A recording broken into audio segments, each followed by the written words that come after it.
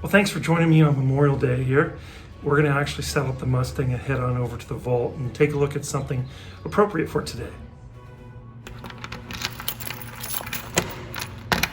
Well, here we are. We're with the holdings of the RGHC. However, the items we're going to be looking at today are personal items, because I do have some personal items stashed away with the RGHC stuff. As some of you might know, on my dad's side of the family, historically, we only have connections to the Southern California, Los Angeles area. My great-grandfather came from Denmark in the late 1800s, and he decided to settle on the West Coast, which is very unique for people coming from Europe. So on my dad's side, we don't really have a history in the Midwest or on the East. It's all in Southern California. On my mom's side, however, her family came here as homesteaders. They came to Nebraska. And one of my grandfather's best friends was a man by the name of Victor Franson, who actually ended up marrying one of my grandfather's sisters, my great aunt, Tia, or Tilly. And we called her Tia. It's kind of interesting because in Spanish, of course, Tia is aunt, and that was my aunt, Tia, and which just sounds kind of redundant, but it's not. And my great uncle Victor, who had been a friend, became family, and they did not have any children. My great uncle Victor, then when he passed away, I kind of ended up being the one to look after some of his possessions from the Great War, because he was indeed a veteran of that war. Now, if you've seen the movie War Horse, or if you've studied the Great War, also known as World War I, you know that it was the first modern war, but also was the last old-fashioned war in some ways, as animals were used widely during that war. And one of the ways in which animals were used was something called the mule train for the United States. And they weren't all mules, they're also horses. But these animals were used to deliver ammunition and supplies to the front. And it was a very dangerous job to be assigned to the mule train, because you'd often end up exposed to enemy fire in a way that sometimes was worse than just being in the trenches, but at least was equal to that. And my great uncle Victor was part of the mule train. He was from Nebraska, and as a farm boy, the job he was given was to, of course, bring items to the front. And he actually did end up getting hit pretty badly in an attack. He was wounded very badly.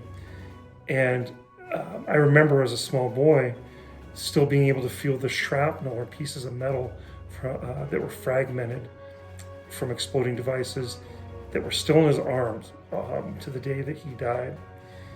And that's just a very, very clear memory in my mind. And my uncle Victor, after he passed away without children, as I was saying, my cousin Jean and my mom entrusted me with some of the items and that were his, related to the war. And I feel it's my job to make sure that his story and the story of his generation are not forgotten. These young men from farms and cities around America who stood in the gap to keep America free, to stand up against the aggression of the Central Powers in Europe. Now, I think it's actually in one of the drawers here, this drawer in particular, of this train station counter, and there they are. Those are the two items that I wanted to look at. If you look right here, you can see that the artwork here, it almost looks like Spanish-American war soldiers, but it's not. This is from the First World War. And let's look inside and see what this is. Okay, you can see farewell reception to our soldier boys given in the Opera House, Wahoo, Nebraska, September 5th, 1917. And this is the town that Victor, as well as my grandfather, lived in, where they were homesteaders, where their family had been homesteaders. You can see before they went off to war, they had this program with prayer, speeches, looks like a song, more speeches, and then another prayer. And these guys had no idea what they were going off to. It was the bloodiest war in human history up to that point.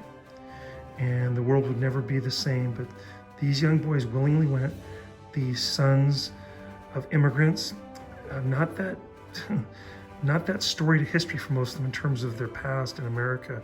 These were immigrant kids, but they went and served our nation, much as immigrant kids still do today. I think right here in Santa Ana, where I live, how many young people volunteer, men and women, to serve in our armed services? Immigrants are often some of the most patriotic people who were called upon to pay a price for their new country. In any event, when Victor passed away, he was buried in a casket that was draped with a casket flag. When they removed the casket flag, that was then given to his wife, my aunt, my great aunt Tia. And I have that flag now in another room here in the RGHC.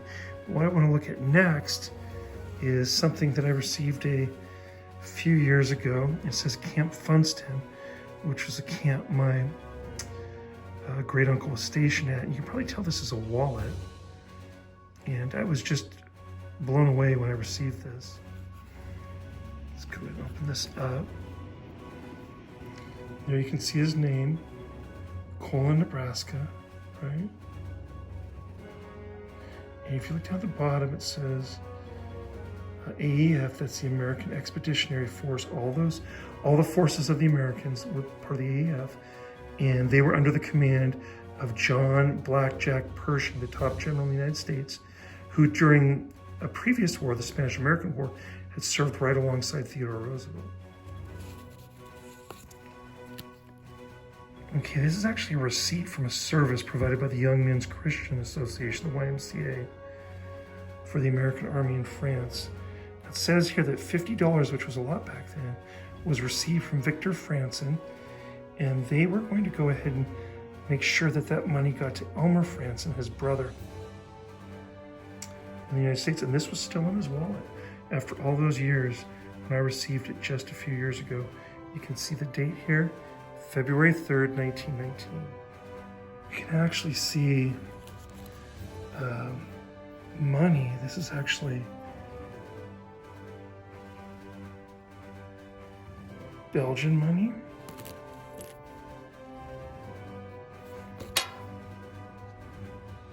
And right here we have some French money, liberty, equality, fraternity, of course the motto from the French Revolution.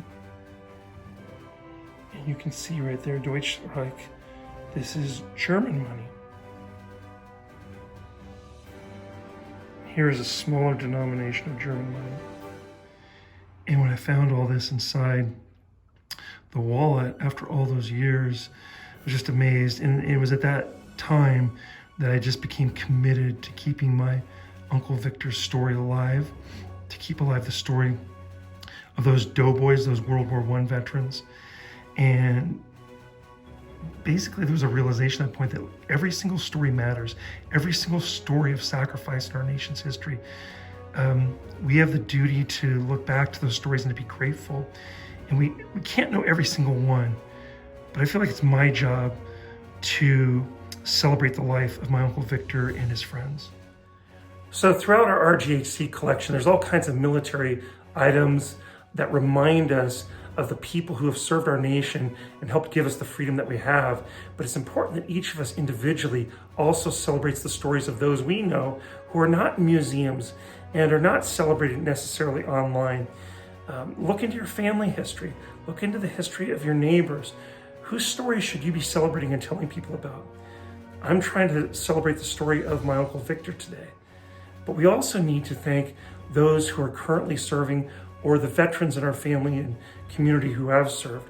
I'd like to thank my dad, Richard Gertzen, U.S. Army veteran.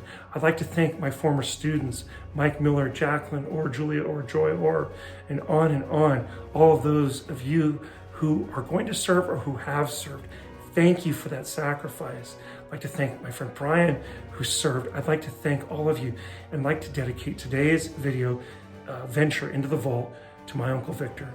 God bless you all. Have a great day. Happy Memorial Day.